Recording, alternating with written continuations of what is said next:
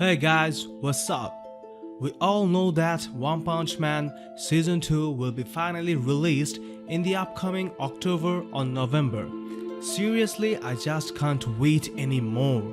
For all those who haven't watched One Punch Man yet, especially my Dragon Ball viewers here, I strongly suggest you to watch the Season 1 of One Punch Man. The great thing is that it's only 12 episodes.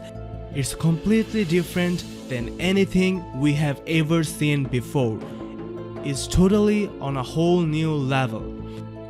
And if you are a man with a good sense of humor, you will love it. Now, let's get to the top 3 things we are expecting from One Punch Man Season 2.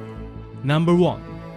Revelation of Saitama's true identity. Now, this title may seem weird to many of you guys here, as we already have seen in the Season 1 that Saitama is just a regular human who just trained 3 years straight to become this powerful. Or not. I'm not saying that all this time Saitama was hiding something about his training regime, but there's a really good chance that he ain't just a human. Remember the very first episode of One Punch Man where he saved a little boy from a crab, where he dashed the kid to safety from getting hit by the crab, then engaged in the fight with the crab and eventually took some real heavy hits from that crab. If he were a normal human, he would have just lay flat and died there. But he stood up and eventually killed him. As we know, that event took place even before he started that special training. So how was he even that powerful before starting his training? Now, that is a question that needs to be answered. In One Punch Man universe, we saw different types of species. Many look like animals, some look like aliens, some look like hybrids, and some look like normal humans with exceptional powers, and the rest are just normal humans. Saitama could be any one of them, and bear in mind that throughout the whole season Saitama was never asked, "Who are you?" Everyone just took him to be a normal human for his looks. Well, many logics here, but maybe he is just a normal human because this is One Punch Man after all, the anime of parody. But I will be somehow disappointed if he were just a normal human, because that would contradict really important point in One Punch Man universe. Number 2. Want some major changes from the manga. Now, this title could make many manga readers very angry. Okay, you can get angry, but hear me out at first. The first season of One Punch Man totally followed the manga, and the first season was hands down really cool. I'm not saying that if it didn't follow the manga it could have been better. It was just mind-blowing. But I think that the anime shouldn't exactly follow the manga. The major plots should be changed, because I don't wanna be that guy watching Game of Thrones episode blah blah and my friend says to me, "Hey, I read in the book your favorite character is gonna die." Now this spoils everything. I would just get mad and start swearing the writer of Game of Thrones, and especially my friend, and then I would just give him one punch to his testicles. Yes, right in the point where it hurts the most. Well, jokes apart, One Punch Man should have a different storyline, different characters too, to increase the suspense and to create enjoyment and to create a new universe of OPM where a fan like me cannot be spoiled by manga in any way. I mean, hey, what's the point of making something when it's already there? We could just read the manga.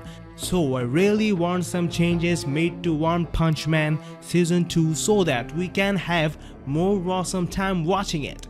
And all those manga readers will also get a new storyline, and they'll just have to watch it with the same kind of interest that they had when they first read the manga. So cheers to the manga readers. I know you love my point here, okay? Just don't go against me, I know you do. Number 3. A real competitor for Saitama. In the season 1, most of the rivals of Saitama were blown away in just one punch. The longest fight Saitama had was with Lord Boros in the last episode.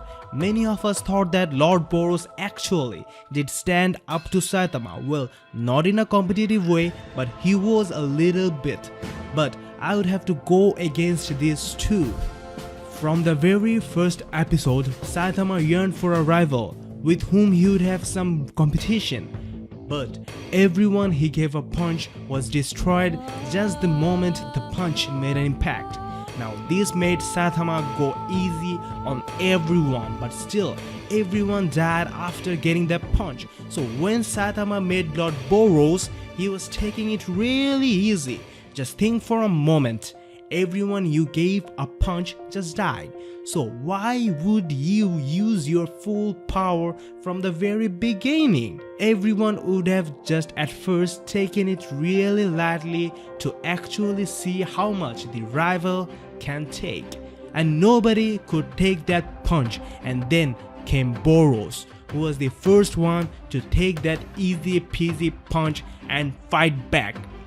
That's the reason Saitama fought him for that long.